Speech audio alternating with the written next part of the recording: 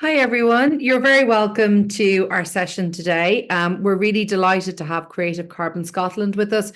Creative Carbon Scotland are our mentors of Theatre Forum's Green Arts Initiative in Ireland, and it's just great to have them here with us today. We are recording the meeting for people who can't attend. Please do pop things into the chat. This is an informal interactive session, so we're really here for you and for your questions as well. And for now, I'm delighted to hand you over to Katrina. No. So welcome everybody. Yes, and of course we are delighted. We've been working with Creative Carbon Scotland for quite a number of years now. That's where the Green Arts Initiative actually came from. So today we've got Sarah O'Hare, who's the Green Arts Officer with Creative Carbon Scotland, and we also have Caro, who is the Green Arts Manager, and they're going to give us a presentation shortly. But just maybe a quick rundown of what we're doing today. So Sarah and Caro are going to give us that presentation on their starting session initiative, which should be very relevant for people at the beginning of that climate change journey. We have some time for Q&A. People can often be reluctant to ask questions, but it makes everything so much more meaningful and useful. If you have questions, you can ask us, you can pop them in the chat or just raise your hand or shout. And then we have a series of Mentimeter questions, which is really to inform us about where you all are in terms of acting on climate, what you'd like to do, what you'd like to hear more about. And that will take about 5 minutes. You will need probably a mobile phone. So if you have a mobile phone that you can use for that, it'll make it more useful. Then I'm going to do a brief sort of 10 minutes on a 2-page-a-week rate called Where Do I Start? And some case studies and resources. And then we'll wrap up with a few final questions then at that stage. So maybe just to explain the Green Arts Initiative, the aim of what we do is really to support organisations and artists in the arts sector in Ireland to kind of confront that big challenge that is climate change.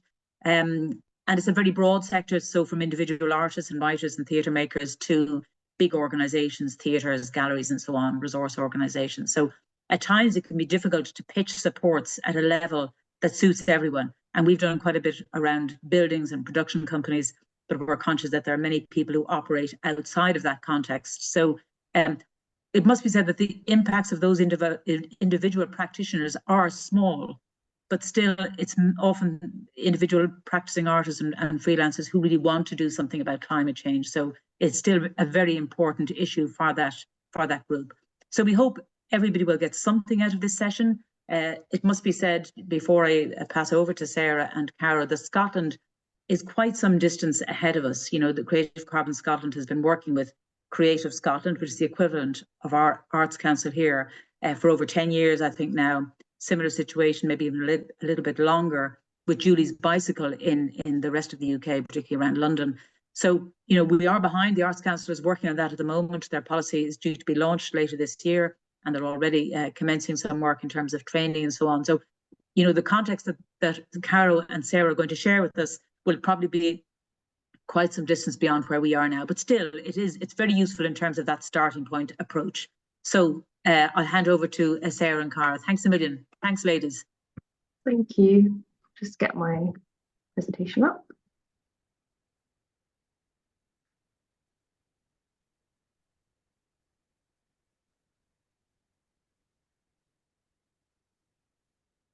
Yeah, so hi everyone, welcome. Thank you so much for inviting us here today. I'm going to share a presentation that really gives an overview of the many ways to approach climate action as an artist and a cultural organisation. I'm going to cover quite a lot today, but we have lots of resources to share around afterwards, and it's really just worth saying that this sometimes can feel overwhelming, but you're not alone with it, and we've got lots of resources that can guide you and help you through it. So I'm Sarah, I'm the Green Arts Officer, and Cara is also on the call with me today, and she's the Green Arts Manager, and we work for Creative Carbon Scotland. And if you've not heard of us before, we really believe that arts and culture has an essential role in achieving the transformational change required to a sustainable future. So we work in Scotland and we support artists, cultural organisations and strategic bodies to alter the perception of the role of culture and ensure that they are recognised as an important part of the sustainability journey. So we do this in a number of ways. We support the cultural sector to understand the impacts of climate change through training like this one. And we also do carbon reporting with them. And we also build connections between non-cultural actors, so climate organizations and artists and arts organizations, because we really think that in that connection and collaboration, exciting things can happen. So we also lead expertise and research and advocacy to bring about sustainable change.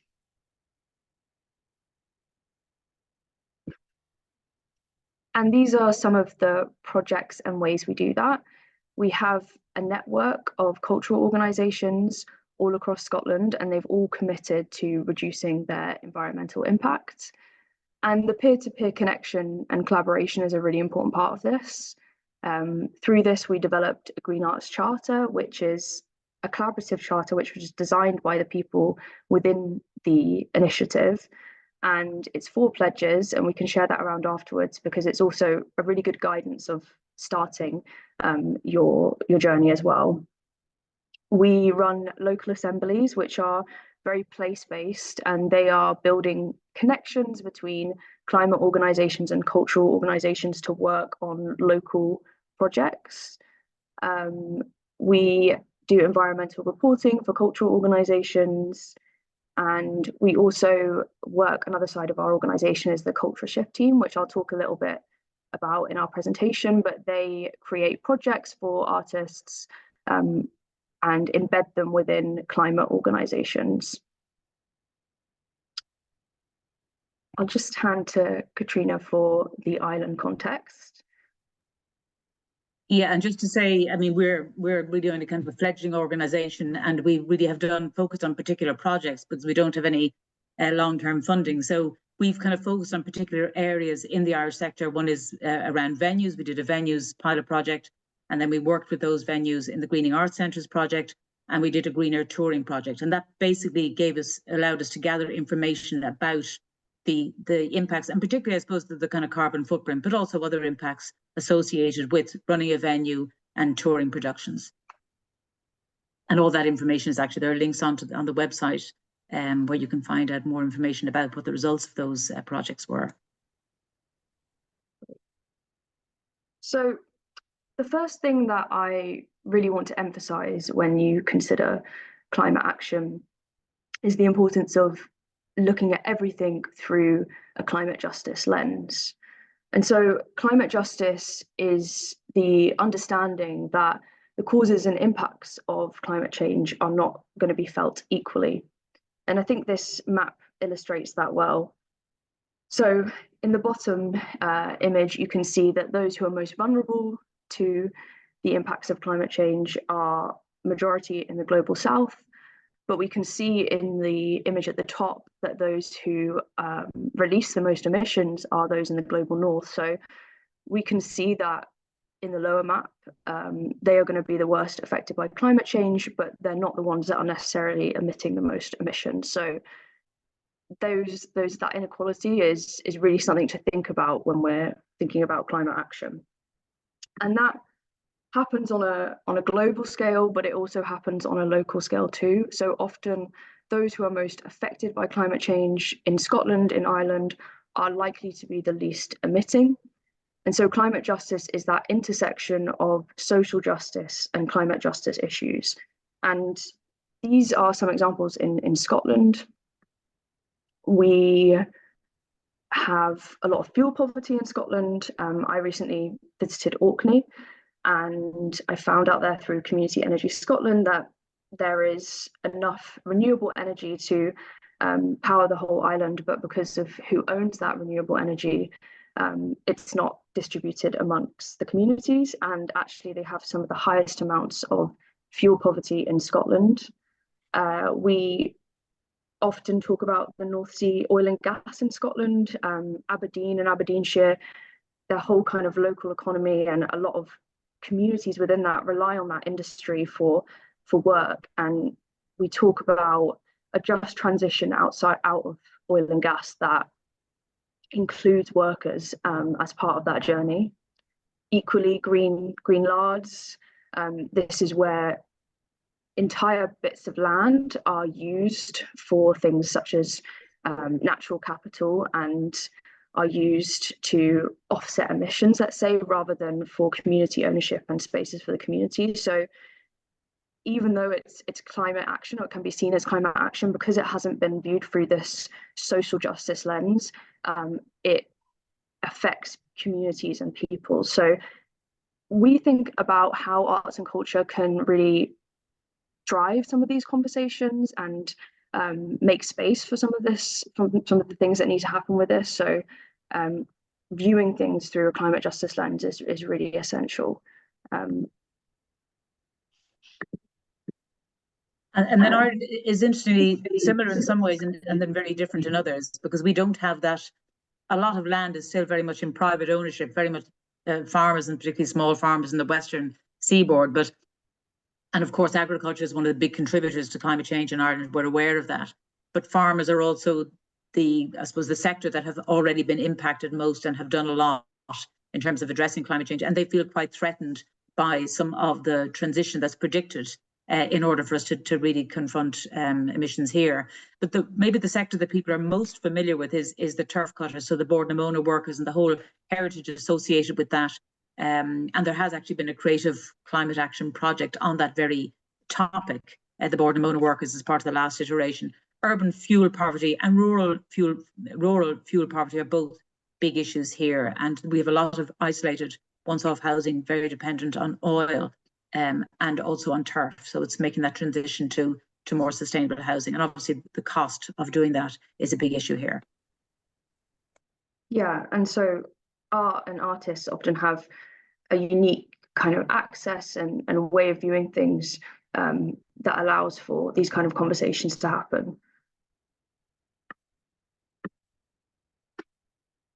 Another kind of point is that climate change exacerbates existing inequalities, but those inequalities makes climate action less effective or discriminatory as well. So again, we need to be viewing the action that we take through a climate justice lens as well. So often the example that comes up with that is the UK government made a plan to ban all plastic straws in public spaces, and they did not engage with any disability activist groups or disability organizations, because there was quite a big outcry that this would exclude a lot of people, particularly disabled people. So even with the action that you're taking, we need to be making sure that we've included all members of society when we're thinking about who it's going to impact. So yeah, throughout everything that we talk about today, climate justice is really at the core of what we're doing. I'll just hand over to Carrie for the net zero part. Yeah, hello everybody. So yes, Sarah has spoken about the importance of climate justice and using that lens. I'm now going to move us on to speak about some of the, I'd like to do some demystification around the term of net zero, and then what net zero and emissions and impacts reduction might look like within the arts and culture sector based on some of the work that we've done so far. So initially, a little bit of demystification.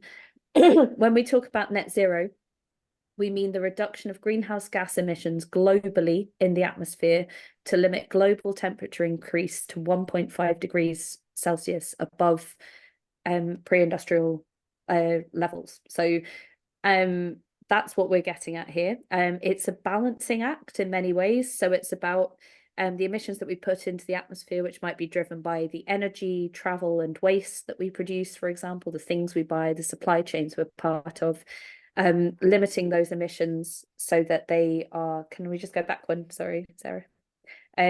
So the main focus really has to be on the rapid reduction of emissions rather than using offsetting schemes, because we need those emissions overall to be lower than they are currently. Scotland's net zero target is 2045, and at a basic level, it really means that society needs to scale down our use of fossil fuels to zero, because these fossil fuels, our usage of them is really what drives a lot of those emissions. So when people say net zero, that's what they're talking about, is just minimizing the emissions overall, and making sure that what we put into the atmosphere is balanced by what we can take out of the atmosphere.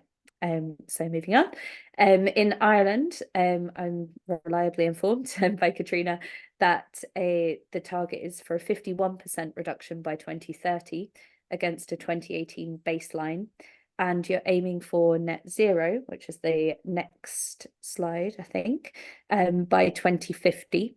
You might notice that's different to Scotland's target of 2045, and that's because those targets are based on the capacity that different countries think they have to reduce emissions. And within Scotland, we know that we have a really high potential for renewable energy generation. So our target is a little bit sooner, because it's thought that we can achieve it. And we hope we can. In terms of what that means for arts and culture and how emissions are generated, as I mentioned, most emissions that we generate that we need to think about come from energy, travel, and waste. So maybe we can move on to the next slide.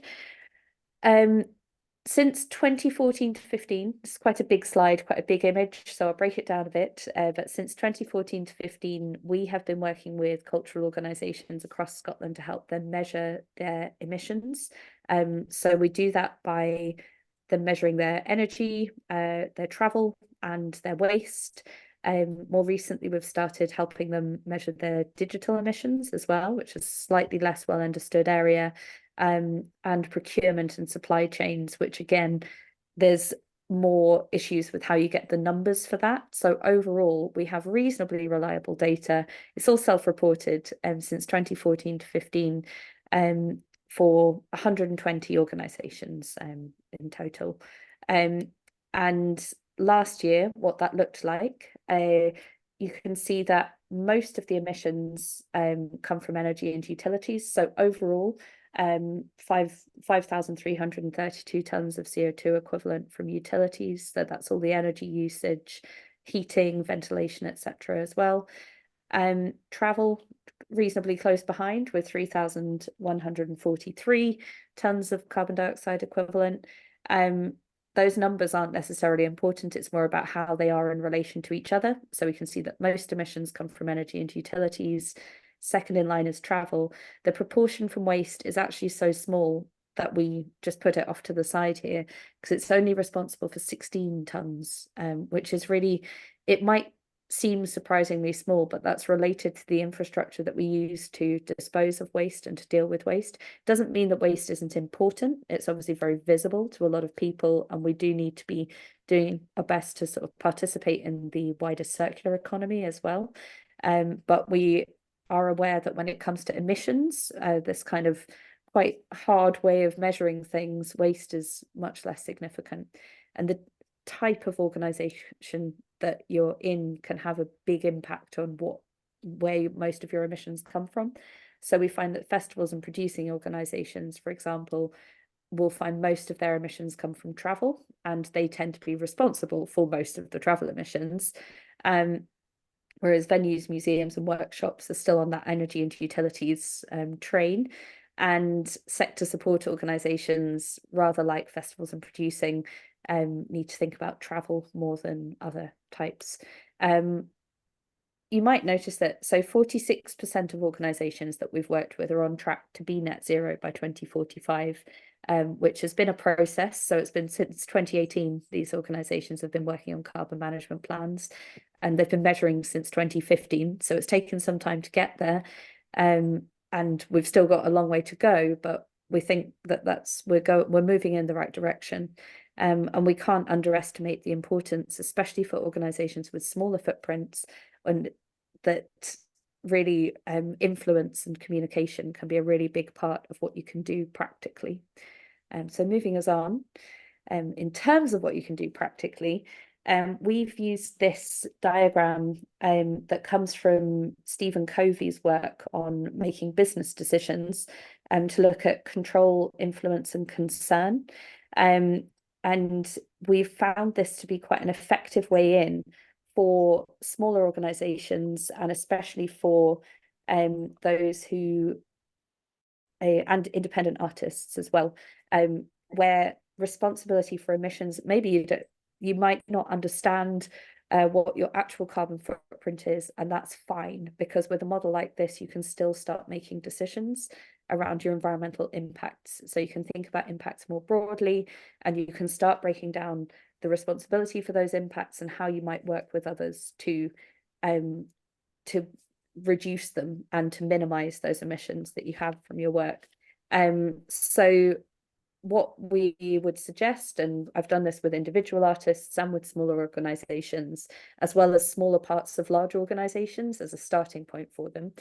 What goes in your control circle might be direct use of an environmental impact or of an emission. So it's what you pay for primarily. So it tends to be any travel that you directly do that you're paying for within your work. The energy consumption that you pay for directly. So if you own a building, or if you have a studio space or office space that you're using and you're paying directly for that energy consumption, then that's something you can theoretically control. The same goes for if you're an artist using materials, then the materials you choose to use would fall under that control section of what you do. And when it comes to influence, that slightly wider section, that becomes more about the energy in the buildings that you hire, or perhaps if you're performing in a selection of venues, it might be related to their environmental impacts. So you might be able to influence that through a green rider request maybe, or a conversation with those building managers. But you won't have direct control, but there's still something you can do in that area. Similarly, audience travel would fit into that. So how are people accessing your work, and is there anything that you can do to influence that decision that they have around how they get there, and whether that can be any lower carbon, or you can encourage car sharing or different ways of traveling, active travel, for example, as well, depending on your context. And there's also a wider piece of influence that we need to think about, which is the content of the work itself, which Sarah will speak about a bit later because it deserves a bit more attention. Equally, the wider circle of concern is about things you know that are there, but that you don't have influence over yet. So that could be around wider energy and transport infrastructure.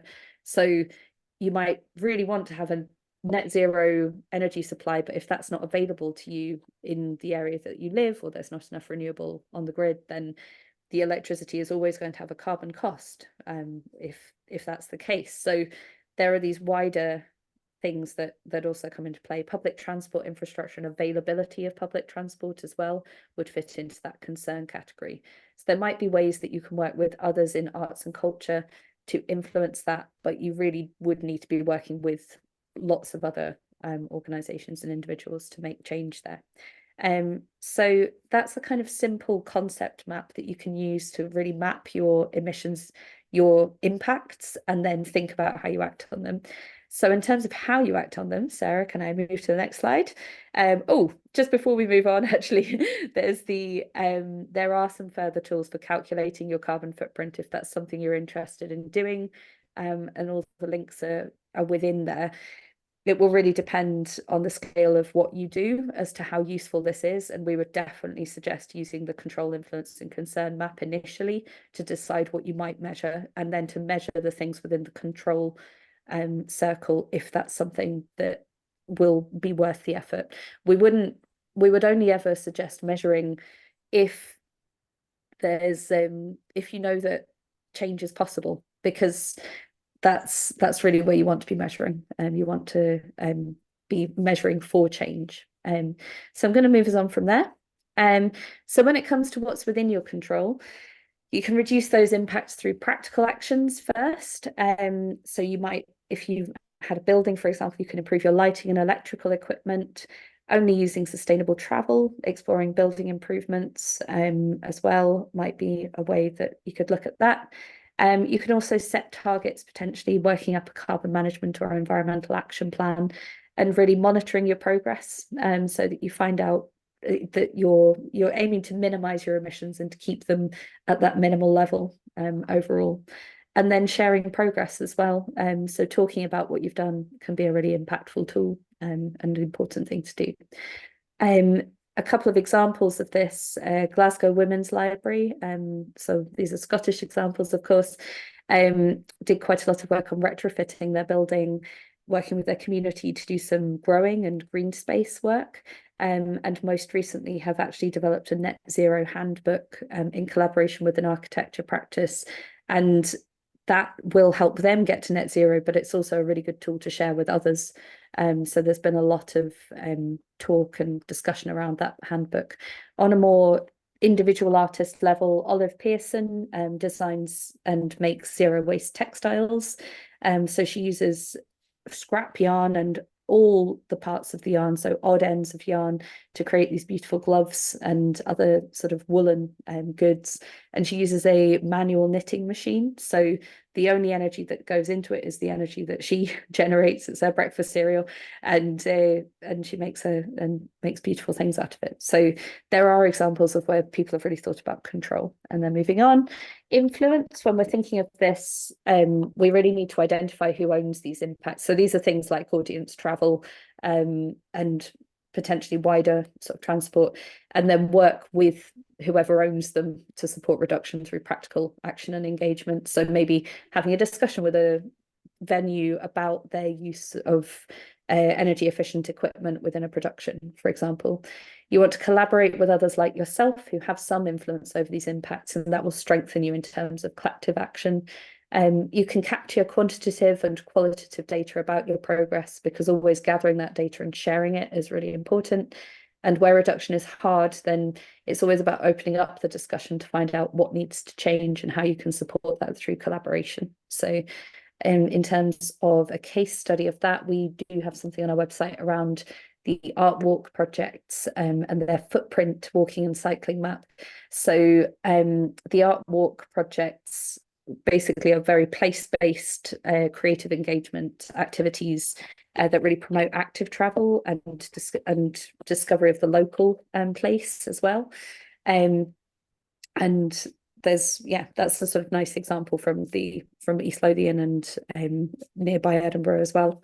When it comes to concern, you'd have to work with others in your art form, community and/or sector, and it's really about advocating for change and researching so you stay informed on things like the example I used earlier was public transport availability, for example, where that's going to need some longer term work and collaboration with others. So the example that we have here in Scotland is the Scottish Classical Sustainability Group, who collaborated with over 30 classical music organisations and individual musicians to produce a report on use of train travel within classical music, because they would like to use train travel more, but there are various barriers that prevent that. And by carrying out that survey and bringing all the information together, they have a tool to engage policymakers and decision makers and local authorities within that. So I think that is everything on the sort of control, influence and concern from this point. So I'm going to hand back to Sarah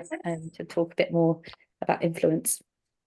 Yeah, so just to pick up on that influence idea, we really want to emphasize the role that culture and artists have in influencing society, and what art can do to transform society and reach that collective net zero, but also visioning for the future. And so, of course, art can make issues visible and comprehensible and relevant to people, but it can also reach people in new ways and offer a space for framing and imagining new ways of existing in a climate-ready future. It can build consensus and communities and care and well-being. And I think something that's really interesting is that unexpected. Art can offer an unexpected idea around how we approach climate action.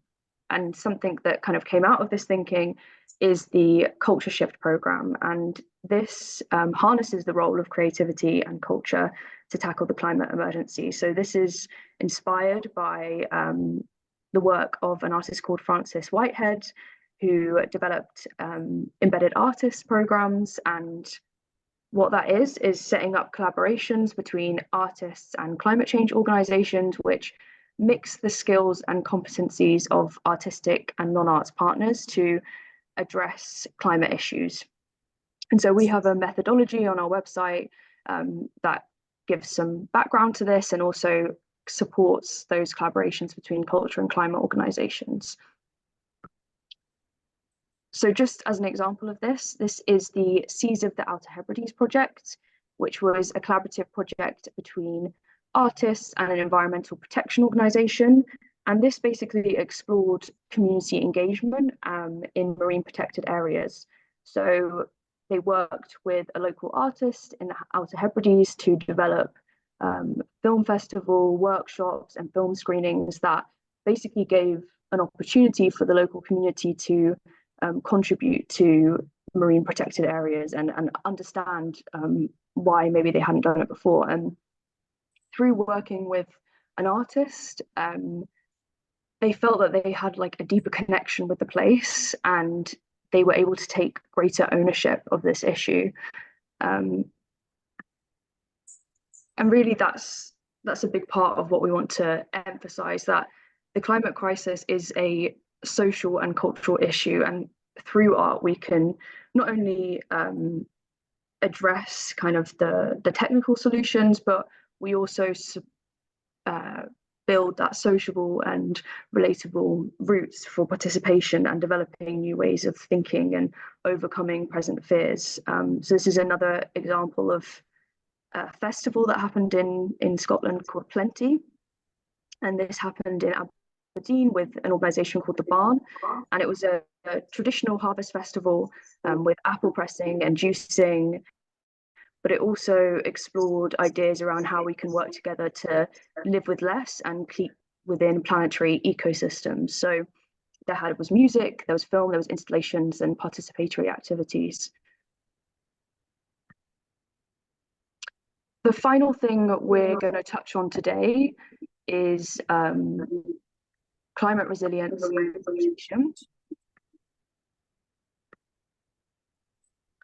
So adaptation is the understanding that climate change is already happening. We can expect Scotland and Ireland's climate to get warmer, wetter and wilder, with an increase in extreme weather events and land loss due to coastal erosion and sea level rises in some areas. So adaptation recognises that we need to be prepared for these changes. We need to reduce our emissions and our impacts as much as possible, and that's mitigation, but we also understand that the world is going to change and we need to be prepared for these changes. And we have a toolkit on our website which was developed out of a cultural adaptations project, and that toolkit really guides organisations on how they can think about the risks. And there's another toolkit on the website as well, which is specifically around how creative practice can transform our approach to adaptation. And it's about thinking about that embedded artist methodology. And this is because we really think there's kind of two parts to adaptation. There's adapting culture to handle the climate impacts and risks. So this is really thinking about our programming, our projects, how will the weather changes impact this? What kind of risks do we need to take when we're doing our risk assessments? We need to bring in climate risks to that, but also how culture can be part of wider community adaptation and resilience within the communities that we live within.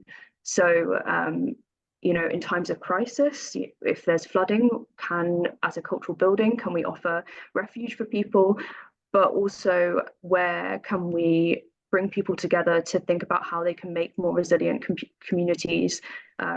How do we support with the care and well-being in our communities? So it's these kind of two sides to adaptation. It's understanding our own risks as artists, as cultural organizations, on how we need to think about that, but also how do we contribute to resilient communities. So we have covered quite a lot today. We've covered climate justice, minimizing emissions, influence, and finally that adapting to climate impacts. And these are just a few questions that we think are a really good starting point to go away and use to think about your activities and what you're doing and how climate action can come into it. We also have a web page on our website that goes through all of this in detail and also has case studies to go alongside it. So we really recommend kind of going to that starting point webpage and going through and picking out the things that really stood out to you and looking at case studies and where to go from there. So yeah, thank you so much for listening. Do get in contact if we can help with anything else. Just stop sharing the screen. That's wonderful. Thank you so much, Caro and Sarah. That was is very informative. I've seen those slides, but it makes such a difference when you have somebody talking through them. So thank you. And a lot for us all, I think, to take from that, and hopefully some practical things as well. So now I think Irma is going to, we have a few questions on Mentimeter. So if you have your phones and you go to menti.com, and I'm just going to give you a code that you can put in. So once you get to menti.com, mentie.com, it should prompt you to put in a code. And actually we'll do that, and then we'll pause for questions and answers, which I forgot, but we'll just get as far as setting that up anyway. So menti.com, and the code is 8461. We might put this in the chat. 84614494. So that's 84614494. But just before we actually move on to the actual questions, would anybody like to, does anybody have a question for Sarah or Caro on that presentation?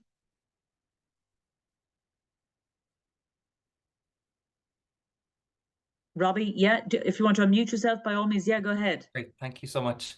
Thank you very much for the presentation.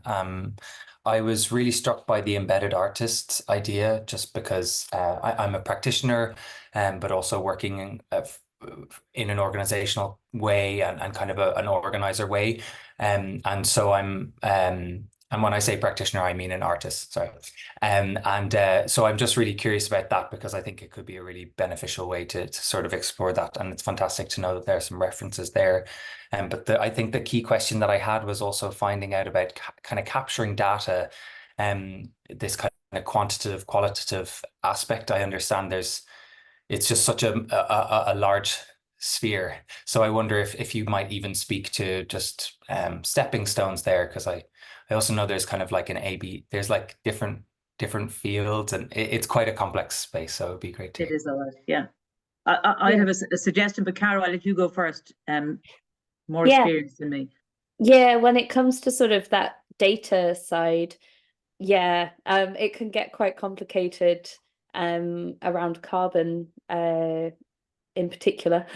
The way that we've done it, we use a survey with the organizations that we work with, but there are also tools out there. So we've got a quick carbon management calculator, which might be a good place to kind of start. It's a spreadsheet based tool, so it's more just you put in energy consumption you know about, it gives you a carbon figure. You could put in how many miles you've traveled using a certain type of transport, and that gives you a quick, and just to get an initial idea of the scale of things, because I think really when it comes to measuring, it is about that establishing what the scale is of what you're working with. So whether that's your own carbon footprint as a practitioner, or if it's helping an organization get their heads around what the scale of the impacts they're working with are. So I would maybe suggest that as a go-to initially from our side, but also not to get too hung up on it as well.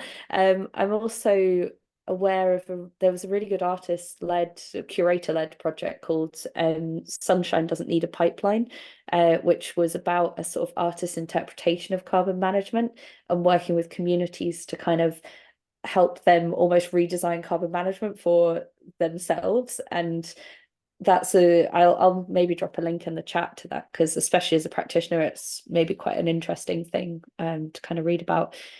On the embedded artist side of things, we do have a methodology on our website, but we've also been lucky enough to have a PhD student working with us for a few years, the length of her PhD, to look at an evaluation framework for that work, which I think is going to be either has been published or she'll be publishing it soon.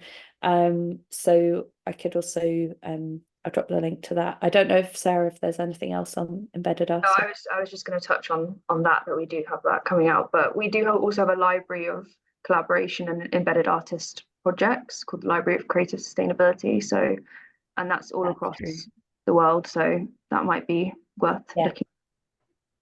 And maybe just one very simple thing that I'd recommend, Robbie, and Theatre Forum have just started doing it this year, and that is just have a very simple Excel spreadsheet where you record all of your journeys, just all of your travel, you know, what date, where you went, how you went, and the distance. And if you do that over the course of a year, it actually just focuses your mind on, so you start thinking about where you're traveling, you start thinking in advance about the decisions you make as to why do you need to travel. And actually, in terms of the embedded artists, I'm just going to talk to you very briefly about an artist, embedded artist called Lisa Fingleton, who took that approach. So that's a simple thing. Just record your set up a simple spreadsheet with a tab per month, and that will make it easier then to put that information into the carbon calculators that Caro referenced. If you have a total mileage for train, mileage for car, mileage, whatever, and it just makes you think about things in a different way. So that's maybe one of the small tip. Yeah. Any other questions? Yes. Somebody, yes. Sorry, Alison, go ahead. Thank you very much. That was really, really informative. Is Ben Todd involved in this at all? Do you know who Ben is? Ben and Layla set up Arcola Theatre in London, and they were the first sort of carbon neutral theatre. And Ben is now Arcola Energy, and Arcola Energy is based in Scotland, and he's working on changing the train system to, I think possibly nitrogen. I'm not quite sure, but he's really he's a whiz, and I suspect he could be a great part of your network. That sounds amazing. I haven't come across him. I'll send you the details of this Layla stage. Nasley at Arcola, and maybe I've heard of Arcola Theatre, all right. Yeah. So in 2010, they made plans to make the first carbon neutral theatre in London, and they're in Dalston. And he's been driven by the whole energy side of things. And Ben Todd was the brain. It was his sort of brainchild, really. Yeah. So I think he might be. That's great. Well worth checking out. Yeah, great. Yeah. Scottish connections. Okay. Thank you, Alison. And Sinead, you had a question. Hello, how are you? Thanks very much for that. It was really informative. I'm a theatre artist. I live in the northwest of Ireland, which is quite rural. So yeah, there's a lot of issues around travel. I'm in the car a lot, traveling around the country to work and stuff, and I'm trying to work more here. That's one issue. But we have an election coming up this year, and I'm just thinking about, even maybe the Theatre Forum could even answer this question. But you know, the issues around tungsten lights, which are, you know, in venues. And I know that local venues here for sure can put in applications to the Arts Council, you know, to replace their lights, which they're ridiculously expensive to go to LED, you know. But I know that's a major cost for a lot of theatres, you know. So I'm just wondering, is there anything we can do lobbying wise for, you know, because there's an election coming up, you know, maybe even through the National Campaign for the Arts, or, you know, even at a European level, you know, if anybody has any ideas about approaching anybody, even, you know, at a European level, for, is there any funding kind of that we should be lobbying for? Or, you know, it's sort of a lot of questions in there, but you know, this is the year to make things happen as well when there's an election coming up. So and I'm used to lobbying TDs, so for all sorts of stuff. So I can add this to a list, you know. Well, Irma can tell you a little bit about a project that's being run by I can never remember, ISSPD. But yeah, I'm a member too. Yeah. Okay, but in addition to that, maybe from a lot of the venues and theatres that I've kind of talked to or worked with over the last maybe 4 or 5 years, there's been a big shift. I mean, 7 or 8 years ago, if you said tungsten to a lighting designer or a theatre technician, they really wanted to guillotine you, so you really just couldn't mention it. Now that there has been a shift where people accept that LED lights do work for certain, you know, people are the lighting has improved, the price has come down, they're making more economic financial sense.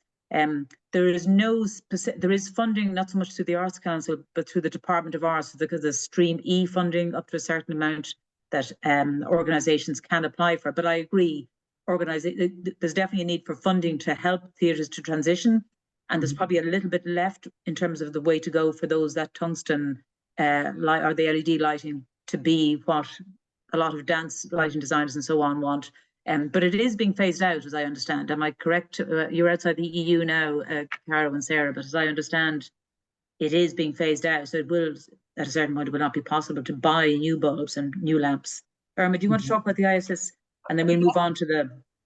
the questions before we run out of time. ISPD, which is the Irish Society of Production Designers, recently rebranded, has a capacity building project, an Arts Council capacity building project on this very thing, and we're a support partner on that.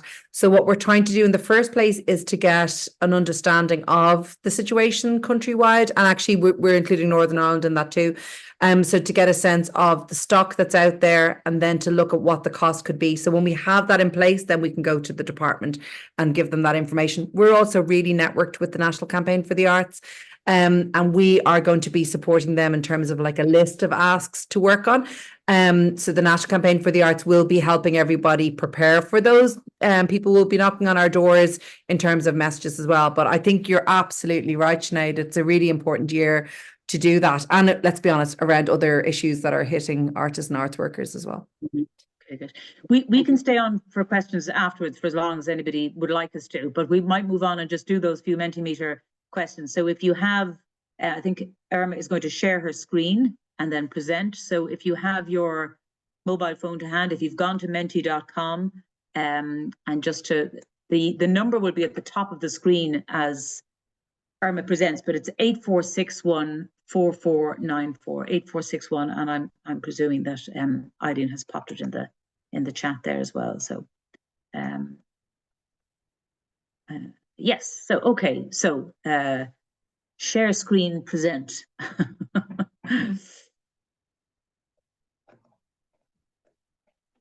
So this question should come up on your.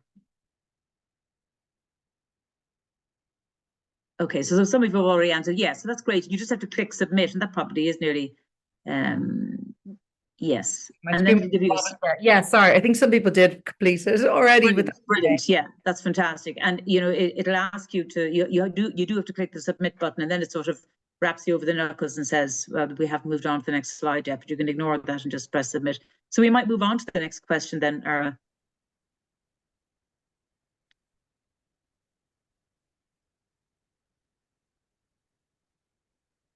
So is it important for you to influence others on climate action? And you can just pick one option. Great, so everybody thinks it's important, which is fantastic. And the next one then, I think, Ara. Sorry.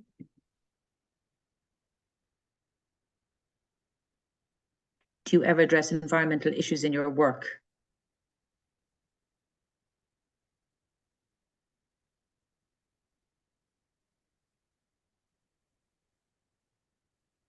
Great. Okay. Yeah, I think we can move on. It's great. So it's suitable for everybody's work. It's not a topic that everybody's work is relevant to. Have you reduced your impacts in any of the following areas? You can pick whichever, as many as you like, and there's a second slide that covers this as well.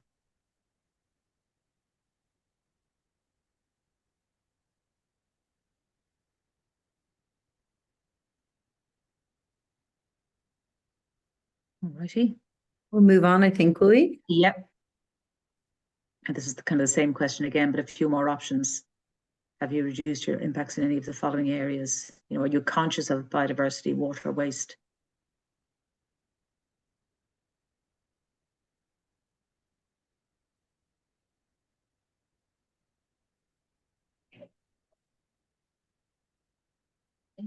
Great. So waste is obviously a very popular one there. And we move on. And just, was there anything else that we haven't covered in the previous two slides? If there's anything else that you can think of where you feel you've something we haven't thought of ourselves. Just give that a few seconds. Yeah, so website, yeah, that's kind of digital, absolutely. Okay, speaking to people, yeah, it's true. Trying to influence them, yeah. Okay, great. This will kind of inform us too in terms of what might be useful. Great, yeah. Trying to travel is definitely a big one. Travel is probably the biggest one really for most individual artists. Best practice, great. Okay, I think we can go on to the next one. Should you do this? So you may have got, support or information from Creative Carbon Scotland before, from Judy's Bicycle, from ourselves. We're part of Theatre Forum. Obviously, the Theatre Forum have separately done stuff. Okay. Great. And just a couple of more options. Some people might have got information from their local enterprise office or SEAI supports around things like energy audits for buildings, or they actually run an energy academy that you can do online training in.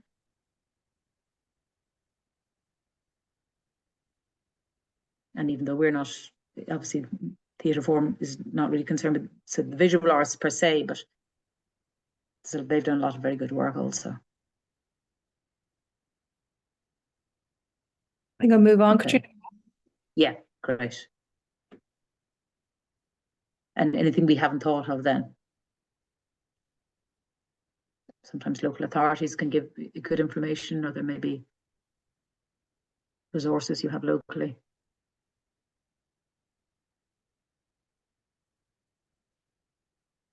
Okay, and I think the final one, because we're definitely running out of time, I think is about,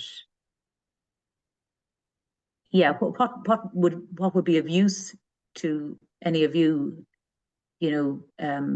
Robbie mentioned about kind of an understanding on, maybe tools or supports to help him measure, and yeah, so training, understanding your impacts, toolkits, how-to guides. Great. Wonderful.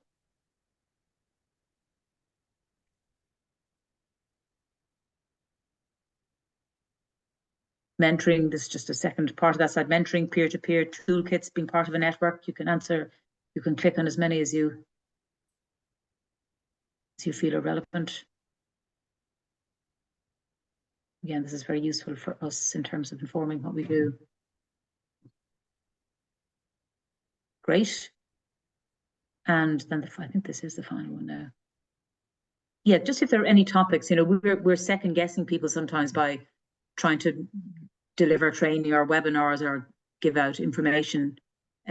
So the more feedback we get from people as to what would suit them and what would be appropriate, what would be helpful, that's really useful for us.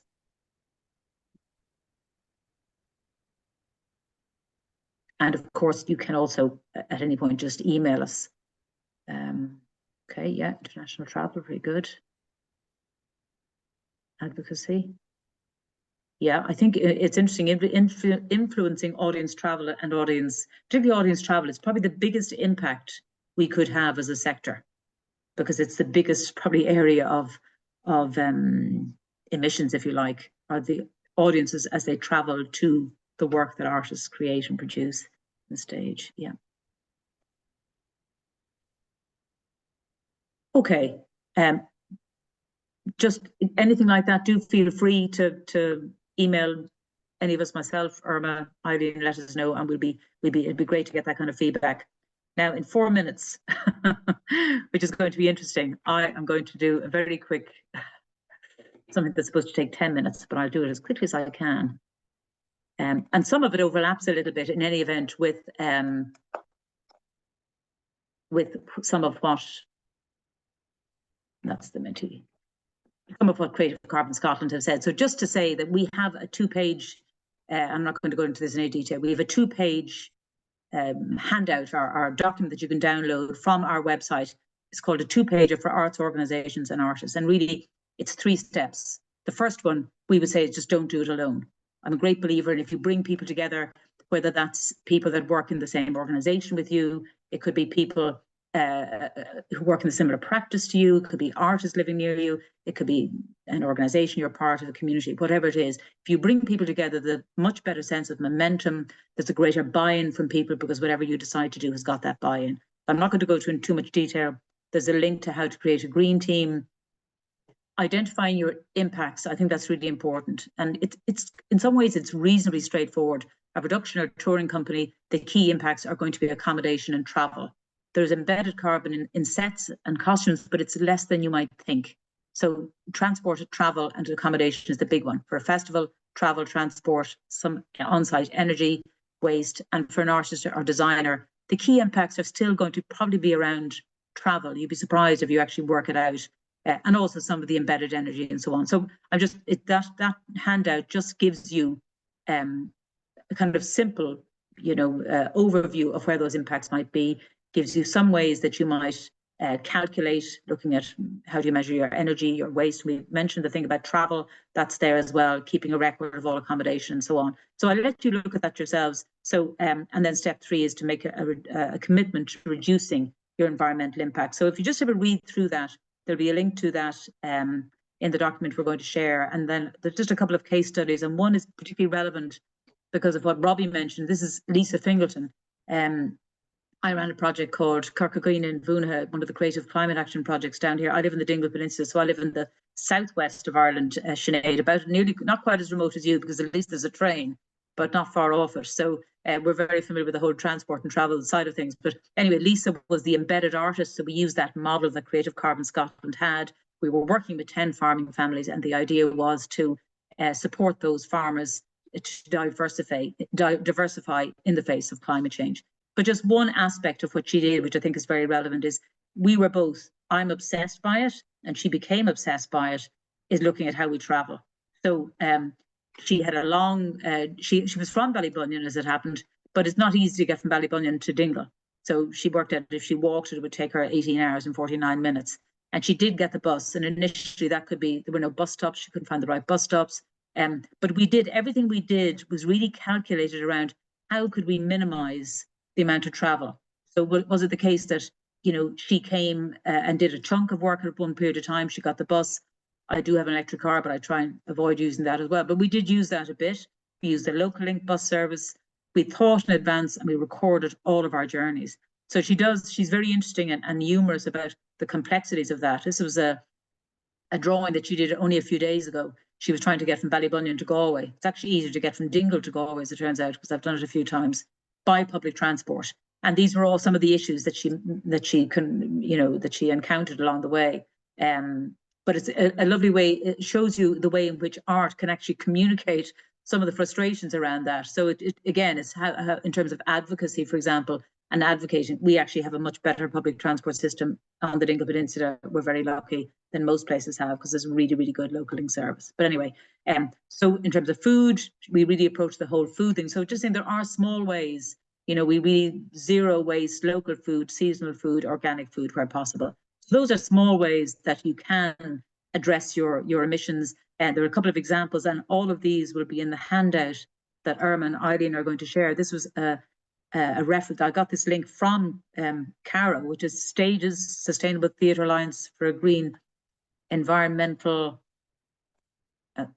Shift. And that's an example of a play that toured without anybody actually moving. So it actually was redeveloped in each location that it went to. You can find out more information about that. This is Eco Stage, again, really good case studies that, again, Caro and Sarah shared with me. That's on the handout we're going to share with you. Future Materials Bank, which I had never heard of until about 3 or 4 weeks ago, which is 400 different kinds of materials that you can use that are for a more sustainable artistic practice. I found that absolutely fascinating, because a lot of artists are really looking for that kind of information. This is originated in the Netherlands, but it's accessible to anybody. It's in English, and anybody can upload new examples.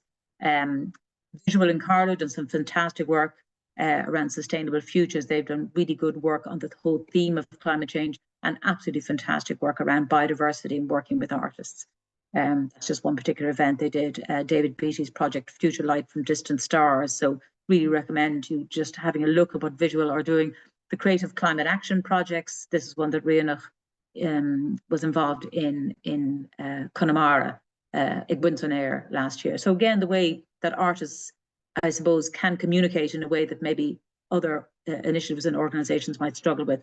The Theatre Green Book, we're adapting that for an Irish context, and that should be available from June. Anybody involved in making theatre, it's a fantastic resource. It's quite complicated, but they've got a new version of it that is going to be launched in June, and we're adapting that new version, which is much more user-friendly, hands-on, and very interactive. Lots of tools that you can easily use. I'd highly recommend it. And that's basically it from me. So sorry, that was a bit of a whistle-stop tour. So anybody who has got a meeting at 12 and is already 3 minutes late, please feel free to go. But anybody who's any more questions for myself or for Caro or Sarah, we're happy to answer them. Just to say as well, Eileen's going to pop in the list. We do now have a sign up for news from the Green Arts Initiative in Ireland. So we're just popping that in the link if anyone wants to be part of that mailing list. Yeah, and if you know anybody you think might be interested, do feel free to share. And Irma's going, and Eileen will be uploading this onto the website so that other people can see it. So, because we have a very small group here today, it'd be lovely to think that other people would benefit from the words of wisdom from Sarah and Caro. But Alison, you had a question. Well, yeah, three things struck me. I mean, I wrote a project 12 years ago, a pitch to have a recycle of sets. I don't know where that conversation is at here, but it still seems to me the extraordinary amount of money that's spent on every set, and then that most of them go to landfill, and I wondered where that is at. The second thing is that there's a huge accommodation issue with taking people around, and because that's an interesting concept that you recast locally and you don't travel the people, but it's a complex concept, I would imagine. Sure. I wondered if is there an environmental version of the Winnebago scenario where somebody sets up a business for 5 years and there's accommodation pods in some kind of very nice setup that can be leased, because it seems to me that the whole sector is spending a vast amount of money on what is mostly substandard accommodation. And I think there's an opportunity there to get into bed with the film business somehow and try and come up with something that might be environmentally a better result. And the biggest problem that I see, if anybody looks at a rail map of Ireland, the cutoff points for transport is so clear. And unless government is successfully lobbied and they really take that to heart, it is going to be a massive problem indefinitely. So they're just my three observations on the on the first one, on the sets. There's certainly, when we did that greener touring project, we worked with 6 different production companies, from Irish National Opera down to Fidget Feet, and some of them would have been more, I suppose, conscious of what they were doing with their sets, and others, everybody is really conscious of it and trying to improve it. And there is an initiative, a guy called Stephen Burke, who runs an organisation called Restage. I think it's Restaging. He's based down in Moat in County Westmeath. So he's really anxious to do more. And the more people know that he's there, the better. And of course, materials are going to become so expensive, apart from anything else, that it's going to make sense that those materials are recycled and repurposed. But taking a step back from that again is how those sets are designed and created in the first place, so that if they're modular and they can be taken apart and repurposed rather than maybe broken down into wood and just salvage. So there is, but probably not enough, Alison, but there definitely is some work happening in that area.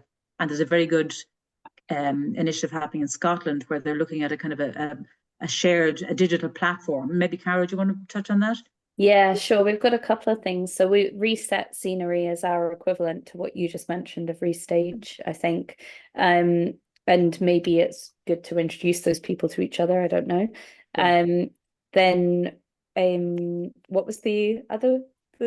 That platform, that digital platform. That yes. So the ARMS group are working on that, which is the Arts Resource Management Scotland group, which is quite a new group, but we've got a pilot going, a sort of trial of that prototype. So we'll hope to see some outputs from that probably early next year, I would think. Initially, they had to do a scoping study on what was being used and how, and what could work, because we already have a circular arts network, which is kind of a gum tree for the arts thing, which works with sort of mixed success.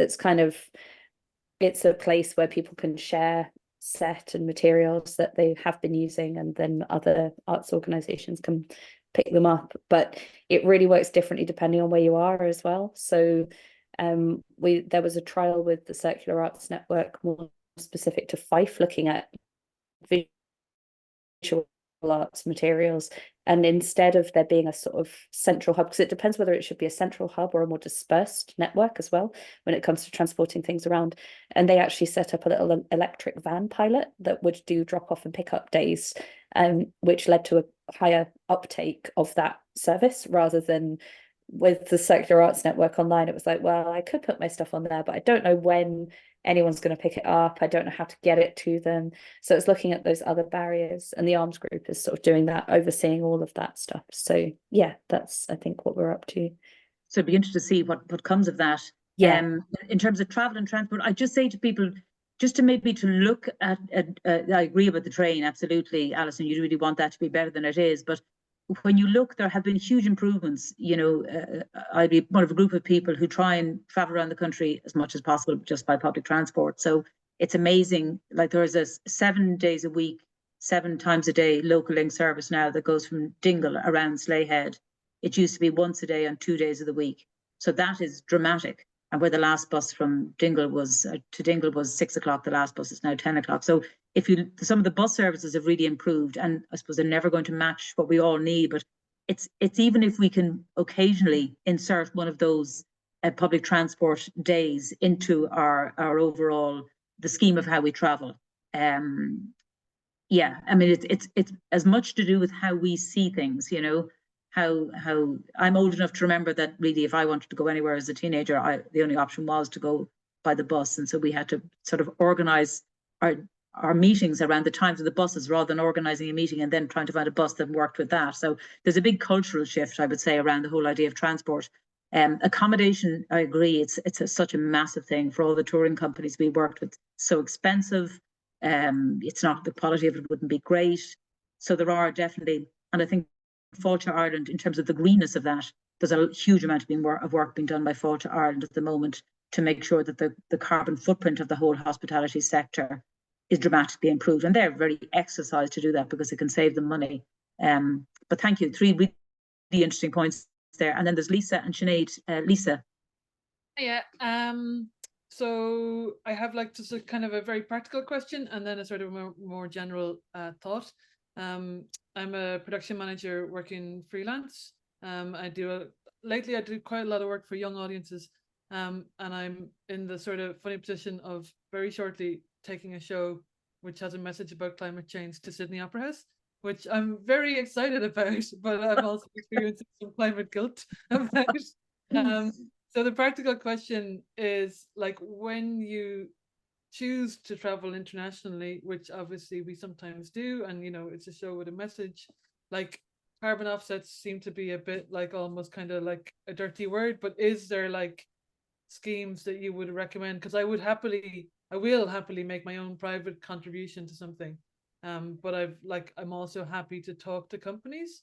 So that's the practical question. And then the more general, maybe related question is, personally, like when I think about this like kind of big experiment that we went through with the pandemic of basically shutting down our entire industry, going nowhere, doing nothing, like, is there any data and sort of learning from, you know, things that we did then that made a huge impact versus things that we did that made little impact? Because I remember reading that like globally emissions really didn't go down that much. And like, why is that? And, you know, it makes it hard to motivate yourself to, I think, do all these changes, because you're like, well, what really changed? So. Okay. I mean, in terms of the offsetting, Ben Twist, who set up Creative Carbon Scotland, and I are pretty much of a mind, I'm afraid, on offsetting. An awful lot of it has been debunked. You know, 95% of it is regarded as not being fit for purpose. I mean, from my mind, the difficulty with it is, in a way, for people in a position of privilege, if we can afford to pay for offsetting, but we're basically, it doesn't change how we do things. So we will continue to do things in the same way.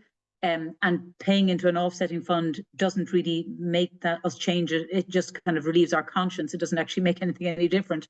And I suppose I would be personally more in favour of, if you were going to set aside some money, could you set it aside in such a way that your practice is greener in the future? So for example, if you had a small arts organisation, could they set aside that money with the idea that they would have PV panels on the roof to generate greener energy?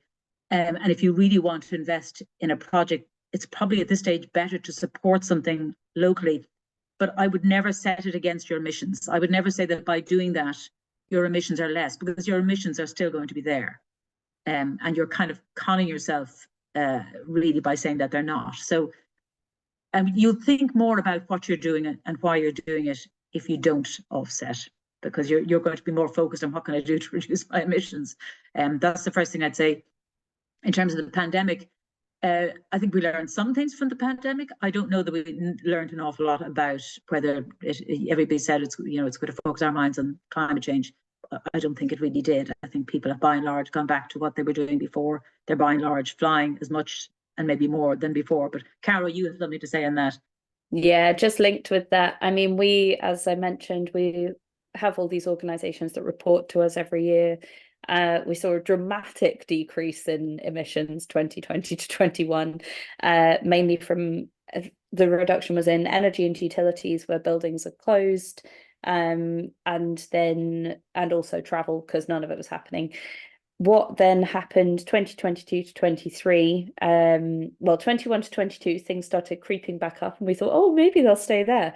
22 to 23, we've seen an increase again, and a 5-fold increase in aviation on the year previous. So all the things around, oh, well, maybe we should think about changing how we do things. People are still flying.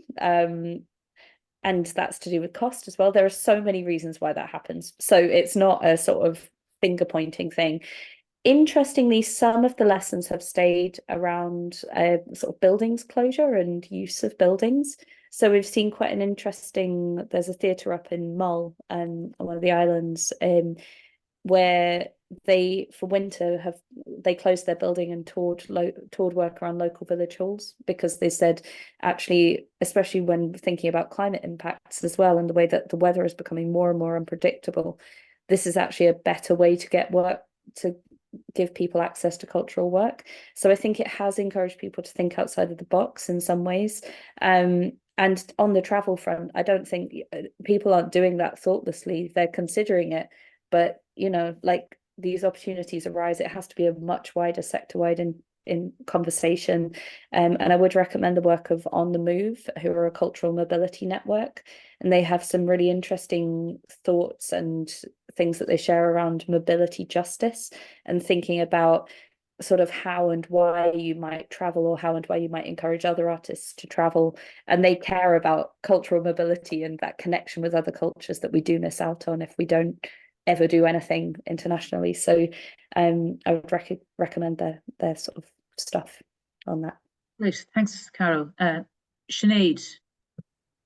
Hello, sorry. I just want to reply to Alison there and a few things she said. So I'm a set designer, and I actually use Steelbook quite a lot to build my sets. So, and most recently, the most recent set I had, it was like, what platforms have you got? And therefore the rest of the design happened around, now we still had to buy a lot of wood and stuff like that, but what Steve's doing is brilliant, and he's reusing everything, but storage is a huge issue for him. I've been in his workshop, you know what I mean? It's packed to the rafters and he does have to throw things out. And it came up in ISPD at a meeting once as well about what about, loads of theatre companies coming together and having one central place, but then that takes a lot of organising and stuff, I suppose. So I don't know what level or where that has to come from, because I don't think it's going to come from one theatre organisation or venue. Do you know what I mean? It probably has to happen with the ISPD, maybe. Maybe I should have more conversations about that or bring it up more at meetings. But I know for even just model box making, so I lecture in ATU Sligo in theatre design part-time, and we have a huge issue with foam core, what we make model boxes out of, So we've now switched to someone has found a product somewhere, but they can't get it to Ireland. I'm not sure what the reason is, but it's foam board doesn't. It's like polystyrene nearly, so it doesn't. Right down. Yeah, it's really bad. It's terrible. But so I was chatting to Steve recently actually about potentially making like a wooden model box that could actually change sizes, because it has to be the size of each stage. So I wonder, is there a way that he could create a product, or if maybe there's another product out there. And then that's what designers use. So then you never have to use foam board again. Do you know what I mean? And because I've got so many model boxes, they're all stacked here, and I'm trying to reuse them. And certainly the last few shows I've done, I've said to the director, your model box is going to look terrible because I'm using old foam board that's sort of ripped and stuff. And I'd kind of paint it and, but it's still a bit messy, but it's sort of trying to not use foam board as much as possible, because I've got a lot of it. And then you can imagine our students go through so much of it too, but we stopped using it last year. But it's hard to not use it because it's such a good product. Do you know that sort of way? Yeah, so at the moment I don't even want to throw it out because I don't want it to go into landfill, and Sure. But So that's great, Sinead, because you're really taking, you're taking the initiative of doing something with it. And I think in terms of storage, I think there has to be some kind of, whether it's Arts Council or Department of Arts, there has to be some kind of subvention into a national initiative that can store and catalogue sets, costumes, props, and so on. yeah, And hire facilitate. them. And exactly. And then maybe there's a small annual fee that people pay to be members of that, but it's supported by because it will in the long run reduce costs. So it does make financial sense. So yeah, absolutely, very, very important. And just one last thing as well. I know in film, I work in film sometimes as well as a production designer, and there are like Facebook groups for film digs, and that doesn't exist in theatre. Like for you're talking about accommodations and stuff like that, and people share accommodations. Do you know that kind of way? So people, yes, almost like couch definitely surfing and different things, and that's happening in film for sure all around Ireland, but it's not happening in theatre. And it would make more sense again from carbon footprint point of view. You've less of an impact if you're staying in digs as opposed to staying in a hotel. And Alison has just shared that. That's great, Alison. I'm really sorry when people go away from home to work. I bring this because I was involved in a production last year that I wasn't across the accommodation, but I saw Airbnb let the top level people down at the 11th hour. It was very bad, and the solutions were not good enough. So I think that when people go away and leave their home to come and work on properly funded projects, they need to have really decent accommodation. Agreed. And there's a massive shortage of that. And when Airbnb can run away from your booking with less than 3 days notice, you have a massive problem with the industry. And I think it would be better to address it rather than hope things will get better or that Culture Ireland. I'm interested to hear that, but I doubt the reality is that Airbnbs can make more money from people coming in tourism at the moment than they can from us. Very true, yeah. And I suppose it's an issue outside of the art sector, and it's an issue for everybody. The whole issue of accommodation, and every touring production company has come up against it in the last couple of years because the phenomenal increase in cost. Look, that's fantastic. Unless anybody has anything, I'm conscious it's 12:20. Thank you so much. It was great to have that interaction. It makes such a difference, even if we were a small group. It's great to get the questions and get the conversation going. So I'm going to finish up by, first of all, thanking all of you for attending. Very much appreciated. But a big thanks to Caro and Sarah. That was a really useful, interesting presentation. And I think we'll all take something from it. And thanks to Irma and Paul and Eileen in Theatre Forum. So sign up to the newsletter, and hopefully we'll see you again at some point in the future. Thanks a million. Thanks so much. Thank you.